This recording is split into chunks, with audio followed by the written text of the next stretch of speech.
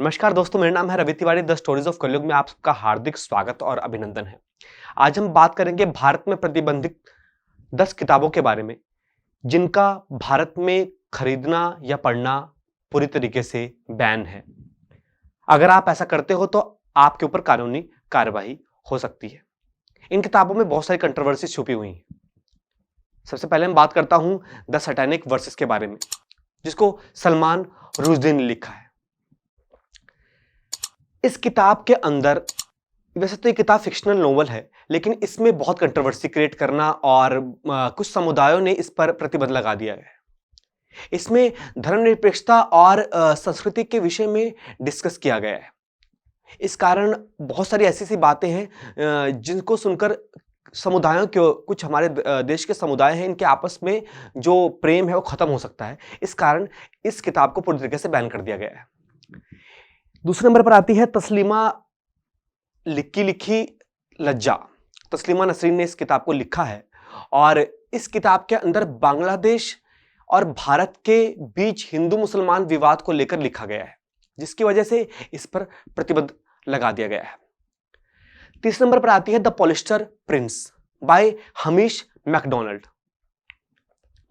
जैसे कि मैंने बताया आपको, ये तीसरी किताब है द पॉलिस्टर प्रिंस।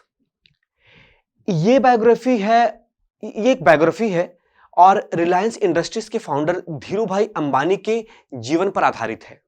कुछ समय के लिए भारत में बैन की गई थी, लेकिन बाद में इसे वापस रिलीज किया गया। The descent of air India by Jitendra Bhargava चौथे नंबर पर किताब आती है और इस किताब के अंदर एयर इंडिया के फाइनेंशियल डिक्लाइन और मैनेजमेंट के फेलियर पर लिखा गया है, जिस कारण इस किताब को बैन कर दिया गया। पांचवें नंबर पर आती है great soul Mahatma Gandhi and his struggle with India by Joseph Lelyveld. ये पांचवी किताब है, जैसे मैंने आपको बताया, और इस किताब के अंदर महात्मा गांधी के व्यक्तित्व को लेकर कुछ विवादित विचार हैं, जिसकी वजह से इसको भारत में प्रतिबंधित कर दिया गया है। इसके बाद आती है rendezvous with Rama by Arthur C Clark.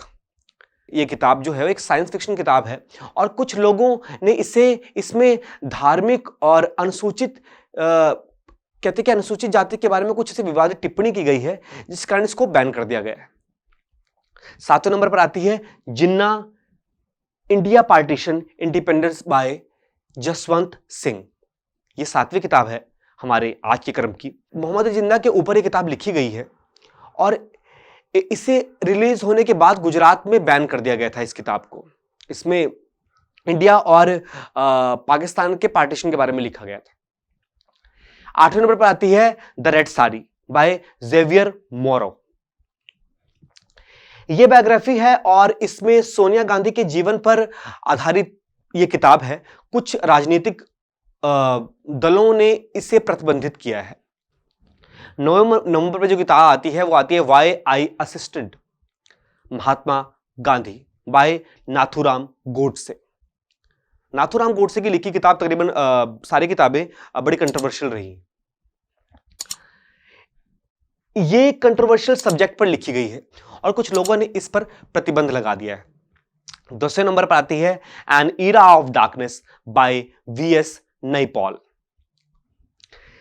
इसमें भारत के संस्कृति और समाज पर उनके तजुर्बे का बयान है, लेकिन कुछ लोगों ने इसे विवेक विरोधी मानते हुए इसको पूरी तरीके से बैन कर दिया गया है। तो ये थी भारत की 10 प्रतिबंधित किताबें।